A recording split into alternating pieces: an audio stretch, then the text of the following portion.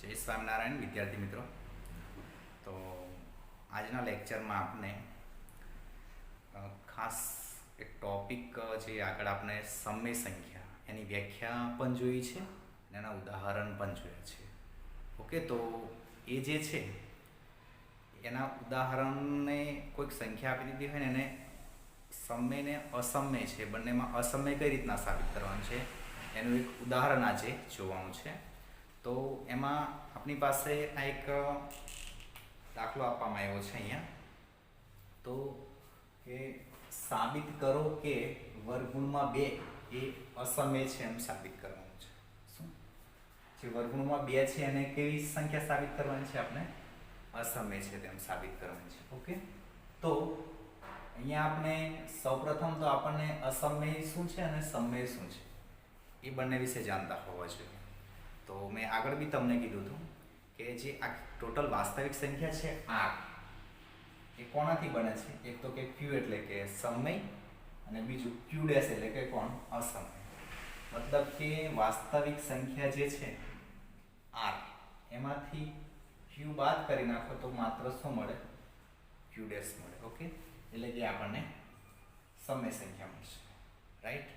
Sorry, અસમય સંખ્યા મળશે. તો હવે આપણે અહીંયા એની એક વ્યાખ્યા પણ આપી હતી સમયની, કે સમય સંખ્યાનું સ્વરૂપ શું હોય, બરાબર છે? એટલે અહીંયા વાસ્તવિક સંખ્યામાંથી જે આપણને q ડેશ બરાબર r માઇનસ q એવું કહીએ, એટલે કે વાસ્તવિક સંખ્યામાંથી સમય સંખ્યા બાદ કરી દઈએ તો આપણને અસમય મળે છે. એનો મતલબ એવો થાય કે સમય સિવાયની કોઈ પણ વાસ્તવિક સંખ્યા એને આપણે કઈ સંખ્યા કહીશું? અસમય સંખ્યા. તો અસમય સંખ્યા માટે સાબિત કરવું એવું કોઈ બેઝિકલી નથી.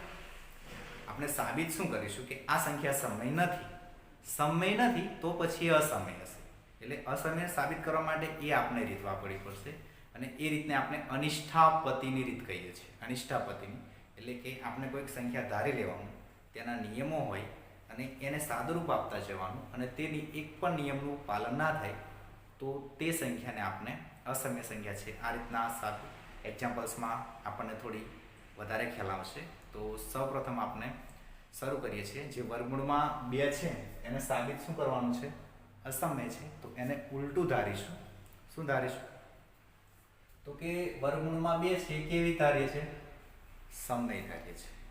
તો ધારો કે વર્ગમૂળમાં 2 સમય છે એ ધારી લીધું છે, બરાબર છે આપણે? ઓકે, તો જે અહીંયા લખીએ છીએ તો સમય હોય તો એનું આ સ્વરૂપ છે. કોઈ પણ સંખ્યા સમય હોય એનું સ્વરૂપ શું છે? એના છેદમાં બી, પહેલી શરત. બીજું એટલે એના છેદમાં બી જેવું સ્વરૂપ હોવું જોઈએ. બીજું કે એ બિલોંગ્સ ટુ ઝેડ એટલે કે એ ઝેડમાંથી ઘટક હોવો જોઈએ, બરાબર છે? ઝેડ એટલે કે પૂર્ણાંક સંખ્યા, મીન્સ કે 0, 1, 2, 3 અને -1, -2, -3 સુધી, અસંખ્ય સુધી. આમ ઓકે, એટલે પૂર્ણાંક સંખ્યા. અને બી બિલોંગ્સ ટુ એટલે કે છેદ જે છે એ હંમેશા પ્રાકૃતિક સંખ્યા હોવી જોઈએ. જો આપણે બી બિલોંગ્સ ટુ w ને બી બિલોંગ્સ ટુ ઝેડ લઈ લઈએ તો w અને ઝેડમાં શૂન્ય આવે છે અને શૂન્ય જે છે કોઈના છેદમાં મૂકી શકતા નથી. તો આમાં આપણે બી બિલોંગ્સ ટુ અને બી બિલોંગ્સ ટુ અને છેલ્લે એક શરત આવે છે કે a નો અને b નો ગુસા કેટલો થવો જોઈએ? 1. આ ખાસ શરત છે. તો આ 4 શરત છે, 1, 2, 3 અને આ 4 થશે. ઓકે, તો એ રીતના 4 શરતો છે, એમાંથી 4 શરતોનું પાલન થાય તો જ એ સમય સંખ્યા. અન્યથા 4 માંથી કોઈ પણ એક શરતનું પાલન ના થાય તો એ અસમય કહેવાશે. જો ગુરુત્તમ સામાન્ય અવયવનો મતલબ બધાને ખબર હોવો જોઈએ. 2 સંખ્યા હોય એના સામાન્ય અવયવમાંથી મોટામાં મોટો અવયવ, એને ગુસા કહીએ છીએ. તો સૌપ્રથમ આપણે ધારી લીધું છે કે વર્ગમૂળમાં 2 છે કેવી છે? સમય છે. તો સમય એનું સ્વરૂપ આવું હોય છે. એ મેં તમને કીધું છે ને, આલી શરતો એ પાલન પણ કરતું હશે. ઓકે, તો હવે અહીંયા આપણે વર્ગ કરીએ છીએ. જો કોઈ પણ સમીકરણનો વર્ગ કરો, કોઈ પણ સમીકરણનો તમે વર્ગ કરો તો બંને બાજુ એનો વર્ગ થવો જોઈએ. જુઓ અહીંયા શું છે કે વર્ગ કરતા તો આપણે વર્ગનું 2 નો પણ વર્ગ કરીએ છીએ. ઓકે, પછી અહીંયા a નો પણ વર્ગ થાય છે અને b નો પણ વર્ગ થાય છે. ઓકે, તો હવે અહીંયા જે બી સ્ક્વેર છે એ અહીંયા ગુણાઈ જશે. જુઓ આના પછી હું આ જે સ્ટેપ ફેરફાર કરીને મેં આપ્યું છે. હવે જે આ 2 છે 2 જોડે કોણ ગુણાઈ જશે? બી સ્ક્વેર. એટલે બી સ્ક્વેર અહીંયા ક્રોસમાં ગુણાઈ જશે. એટલે જુઓ એ સ્ક્વેર બરાબર શું લખ્યું છે? 2b square. હવે આ જે મેં સંકેત લખ્યો છે એમાં બધા કન્ફ્યુઝ છે, તો એને શું કરીશું? ધ્યાન રાખજો. આ શેનો સંકેત છે? તો કે 2 ગુણ્યા બી સ્ક્વેર બરાબર a સ્ક્વેર, એટલે કે આનો મતલબ 2a a સ્ક્વેર નો અવયવ છે એવું કહેવાય. અહીંયા શું લખીશું? 2a a સ્ક્વેર નો અવયવ છે. અથવા બીજું એવું પણ આની અંદર કહી શકાય કે a સ્ક્વેર ને 2 વડે ભાગી શકાય. ધ્યાન રાખજો. શું કરીશું આને? એના વર્ગને 2 વડે ભાગી શકાય એવું લખો તો પણ ચાલશે. ઓકે. અને જો a સ્ક્વેર ને 2 વડે ભાગી શકાય આ એટલા માટે કે આ તમને ખબર છે કે અહીંયા હું એવું લખું 4 નો વર્ગ અને 2 ગુણ્યા અહીંયા 2 ગુણ્યા 8 લખું તો તમે કહી શકો ને કે 2 એ 4 સ્ક્વેર નો શું છે? અવયવ છે એવું કહેવાય ને. અને 2 એ 4 નો પણ અવયવ થાય. એટલે અહીંયા પણ આ સંકેત અવયવનો છે. 2 એ a સ્ક્વેર નો અવયવ છે તો 2 એ એનો પણ અવયવ થાય. 2 એ એનો અવયવ છે.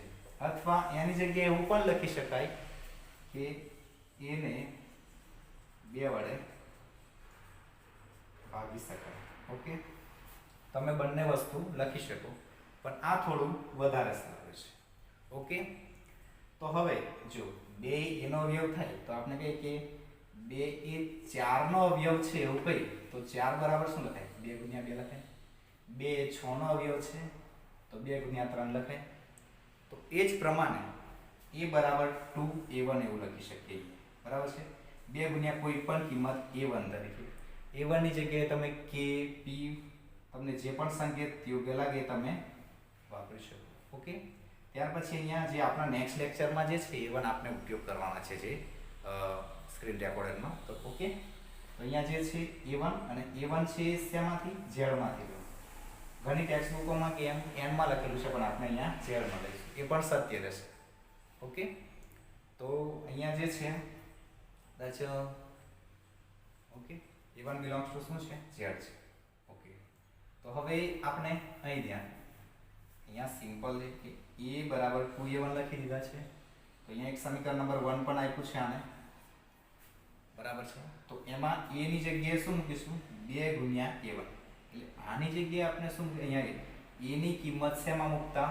1 માં મૂકતા. અહીંયા શું લખ્યું છે? a ની કિંમત 1 માં મૂકતા. તો અહીં ધ્યાન a ની જગ્યાએ આપણે શું 2a1 મૂક્યા છે. એટલે અહીંયા વર્ગ છે તો ત્યાં પણ વર્ગ થશે. ઓકે.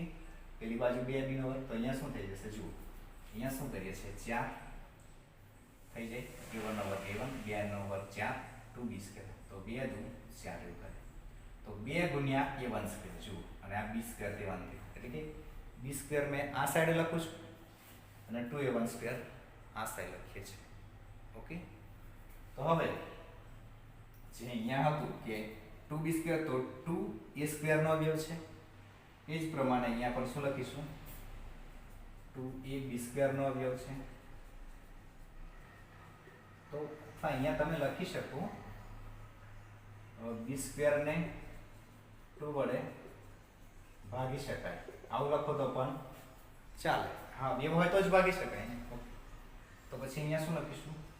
2a b નો પણ અવયવ થાય. અથવા એવું કે b ને 2 વડે ભાગી શકાય એવું લખી શકાય. બરાબર છે. આ ચિહ્ન છે. બરાબર છે. આ ચિહ્ન જેમ સરવાળામાં પ્લસ કરી દઈએ એમ આ પણ મેથેમેટિક્સમાં સંકેત છે. તો હવે ધ્યાન રાખજો. અહીંયા જે છે 2a b નો અવયવ અને અહીંયા 2a શેનો અવયવ છે? a નો પણ અવયવ છે. બરાબર છે. એને 2 વડે ભાગી શકાય. અહીંયા બે ત્રણ કાઢી નાખીએ છીએ આપણે. 2a a નો અવયવ છે અને 2a શેનો અવયવ છે? b નો પણ અવયવ છે. તો શું કરાય? તો a અને b નો સામાન્ય અવયવ કોણ નીકળે? 2 નીકળે છે. જો 2 8 નો અવયવ અને 2 6 નો અવયવ. તો 8 અને 6 નો અવયવ 2 કહેવાય. એ પ્રમાણે 2 b નો અવયવ અને 2 એનો અવયવ છે, તો એ અને બીનો સામાન્ય અવયવ 2 આપણે કહી શકીએ 2 ને. પરંતુ અહીંયા શરતમાં જ આપણને શું આપી દીધું છે?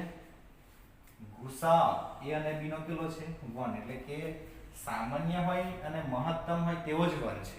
તો પછી 2 ક્યાંથી સામાન્ય આવે?